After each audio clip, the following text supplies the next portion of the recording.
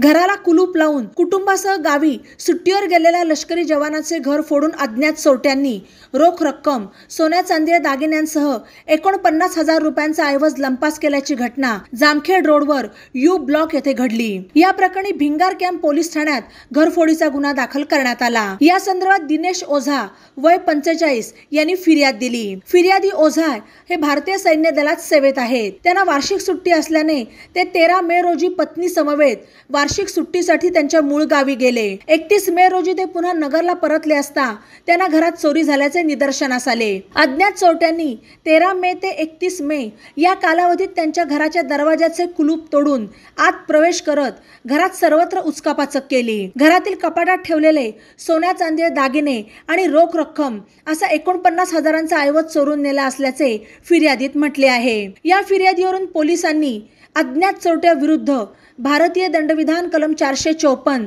457, 380 प्रमाणे गुन्हा दाखल केला। पोलीस अधिक तपास करत आहेत। बातम्यांसाठी ई-नवा मराठा यूट्यूब चॅनलला सबस्क्राईब करा आणि बेल आयकॉनवर प्रेस करा।